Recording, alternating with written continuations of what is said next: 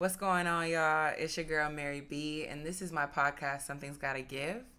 And I want to tell y'all a story that has truly impacted my sense of identity. I've had 3 different birth certificates in my 29 years of life on this earth. My first birth certificate was given to me when I was born, and both my biological father and mother are on that paper, along with my birth name, that is Mary Leah Boucher.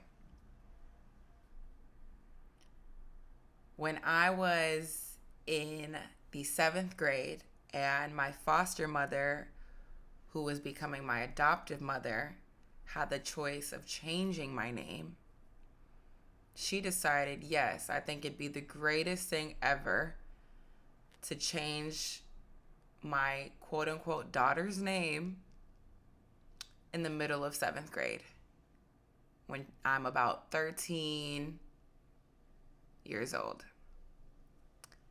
So during the process of the adoption being finalized, my second birth certificate came around, and I was given the name Nevaeh Tenness Leah Smith, and only my adoptive mother's name was written on that birth certificate.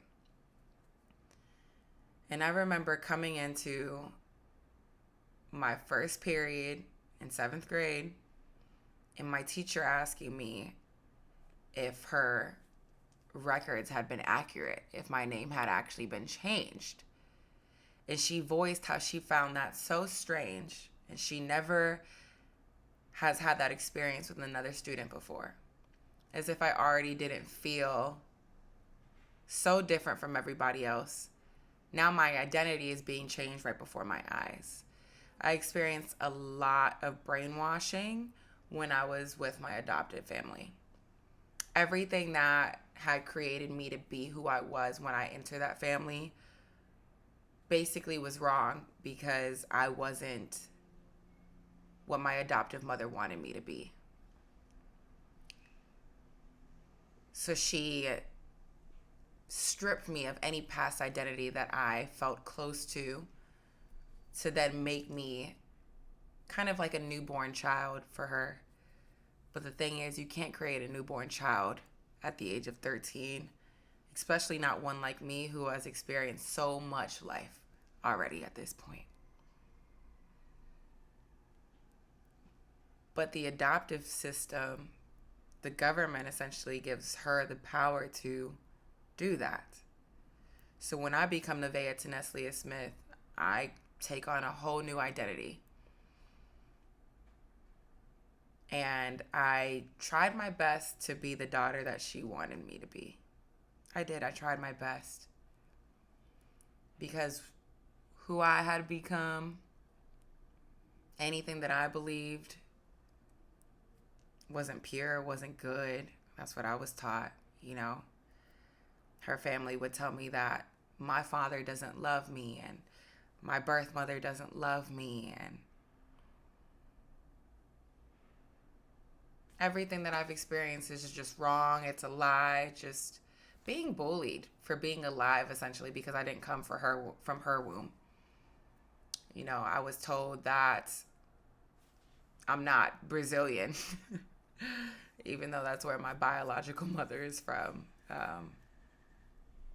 I was kind of just brainwashed to being her daughter and being 100% black and from the South, because that's what she was. And so for my 6 years of living with her, I tried my best to be Nevaeh Tenness Leah Smith, you know. She went so far as to getting Nevaeh tattooed on her leg. And the most hypocritical thing about all of this is she never called me Nevaeh. No one in her family called me Nevaeh. When I was at school and teachers would ask me, what do you like to be called? I would always say Mary. My adoptive mother still called me Mary. Her family members still called me Mary. The kids I went to school with still called me Mary. There were a few that called me Nevaeh because they thought the name was pretty, but that's not who I identified as, even though I tried. I tried to let people call me that name. It didn't feel like me. So I had no idea who I was, because here is this woman changing my birth certificate. I'm writing down on school papers what my name is. You know, legally, I am Nevaeh Tenneslia Smith, but I have no idea who this girl is. So I'm trying to erase everything that I come from to be, I guess, who I thought Nevaeh was supposed to be, but it didn't work out. I was a very angry kid.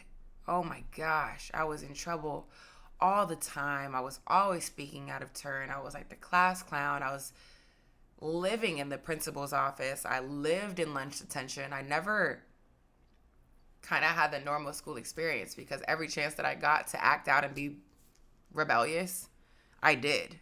That's who I remember Nevaeh to be. A very sad child that was only seen when she would act a fool. When she would be reprimanded was the only time she could be seen.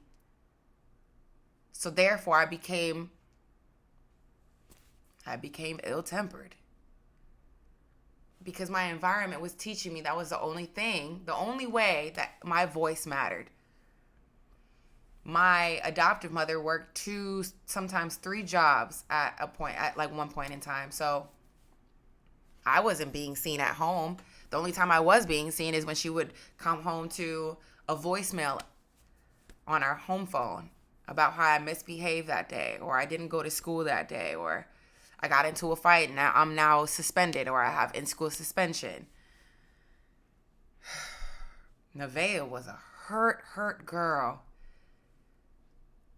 And it just continued the inner monologue that I had with myself, that suppressing my real emotions was the best thing I could do, because it created a very angry version of myself.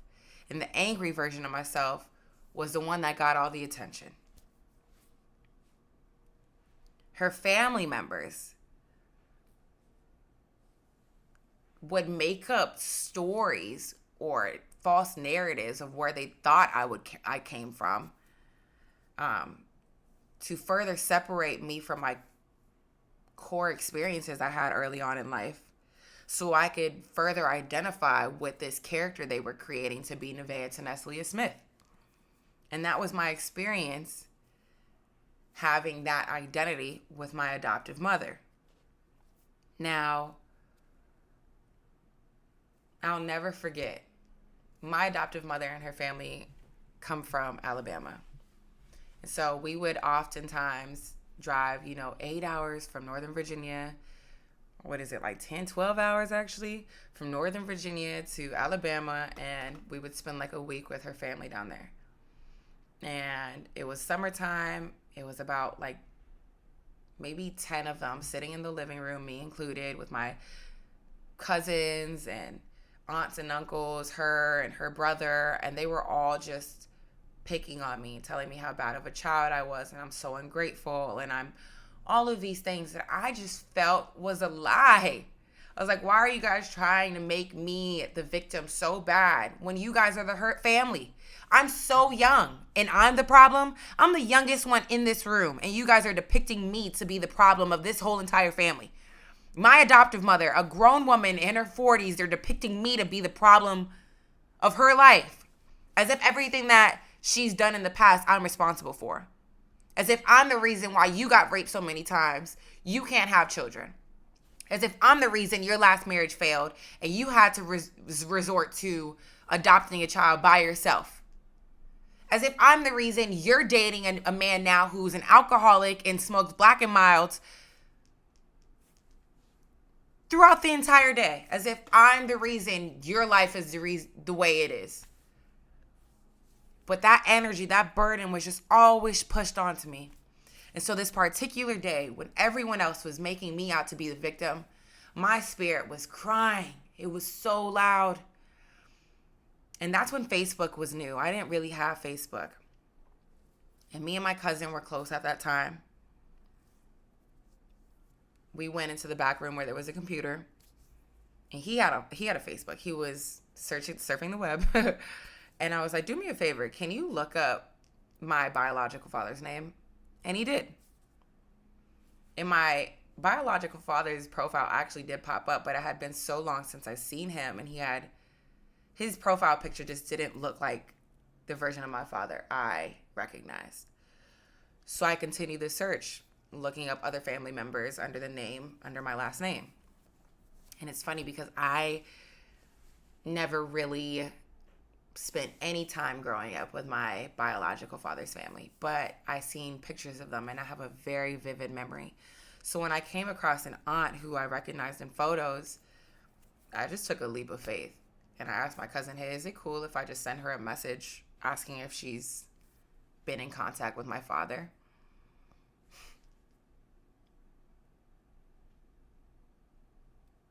She messages me back shortly and says, yes, I actually have been in contact with your father. Would you like me to connect you all? So for about 2 weeks after talking to my dad behind my adoptive mom's back, we're now back in Virginia. My father has done some research and he finds that once your child reaches the age of 16 in Massachusetts, and I believe in Virginia as well, your adoptive parents no longer hold the right to keep you separated from your biological parents. So he convinced me that I should give him my adoptive mother's information because he really just wanted to come back into my life. So he was just simply asking for visitation rights again. Well, my adoptive mother hated this.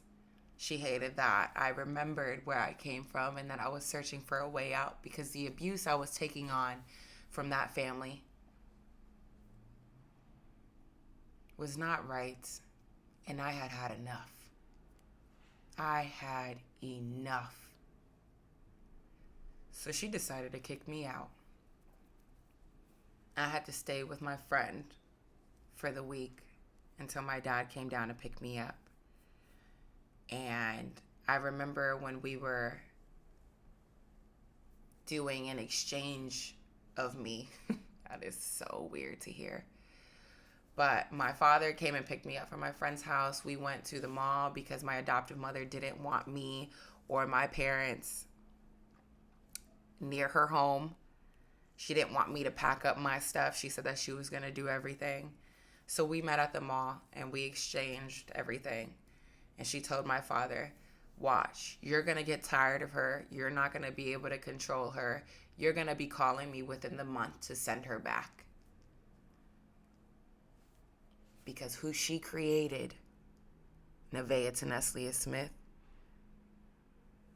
she couldn't control that version of me that she wanted, that she was projecting onto me. You were projecting onto my father. The chaotic version of myself that you created, that you molded from the ages of 10 to 16. You wanted to strip me of my identity so bad, and it worked. And the identity that you formed in me, you hated.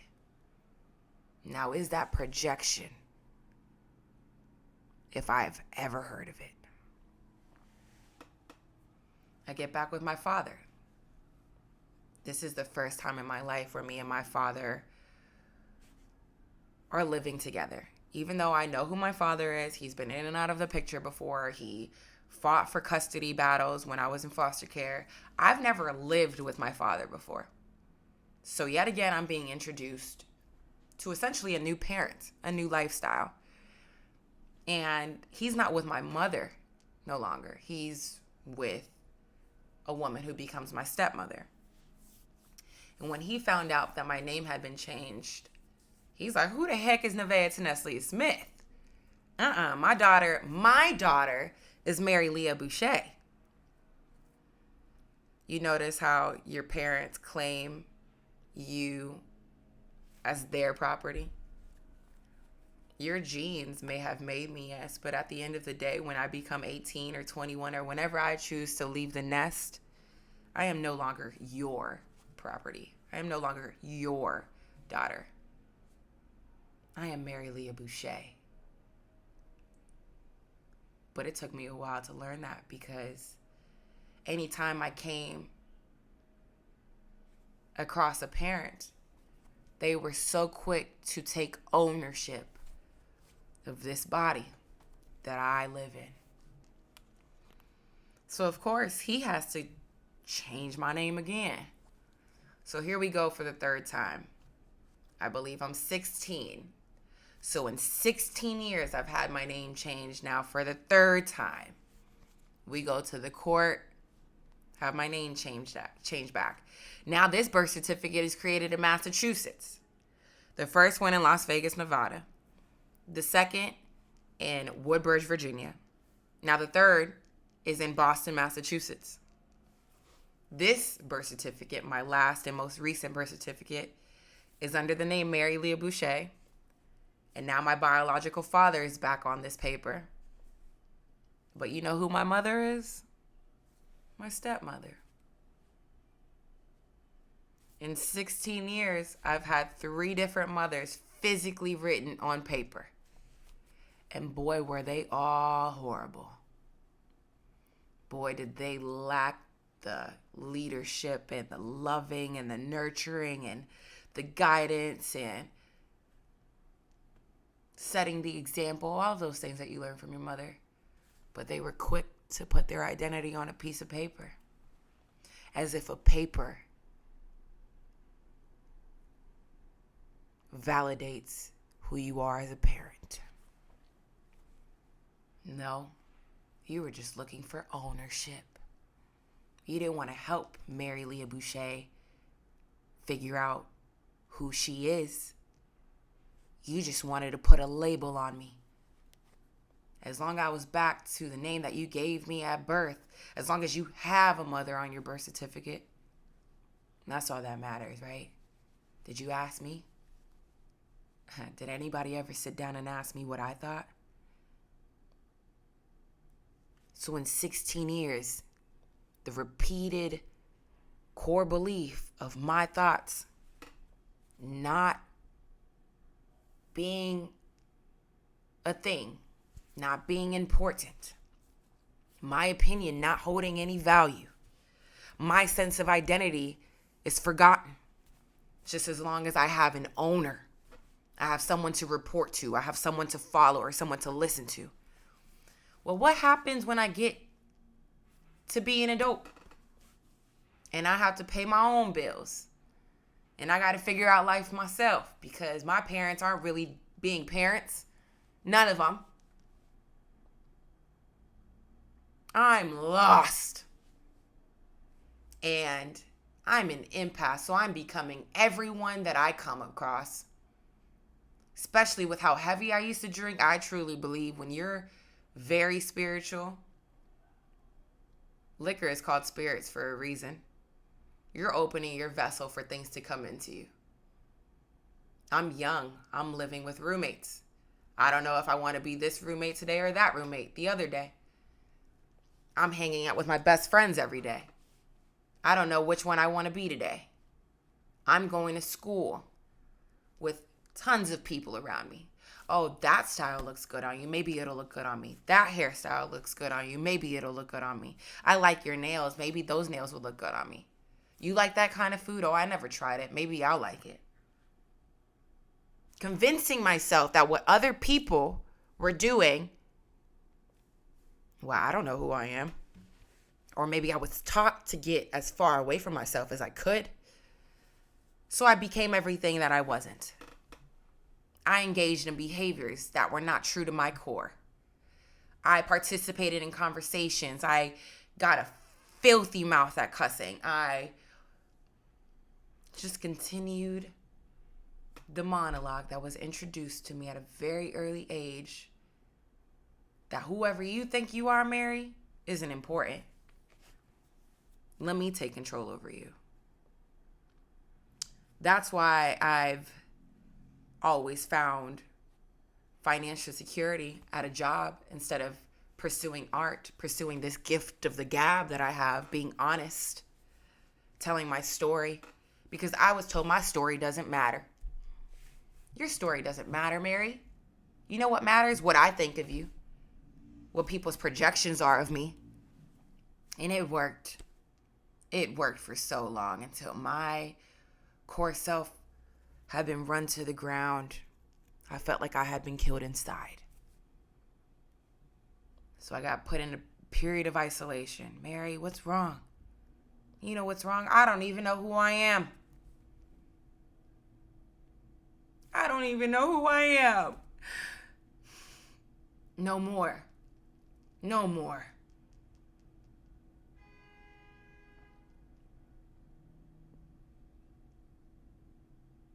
I am 5'8". I am of mixed race. I am beautiful regardless of what your opinion of beauty is. I am smart and wise beyond my years. My art is my vulnerability. My gift is my speech. My story is my pipeline to my success because I know I'm not the only child that has experienced struggling with their sense of identity. Block out the noise. Block out the projections. Stop the comparing. Your inner child knows. Give him or her the space to show you. Walk with yourself. Find who you are. Find that inner child. Give them the space that they never had, that nobody else gave them. It is your responsibility in your adulthood to claim who you are. Walk into every room with a demeanor that demands everyone's attention. In every room. And I make a promise to myself that I will do that from now until the day I die. I know who I am, Mary Leah Boucher, and I have never been more proud to have my own sense of identity, and no one will ever take this away from me again.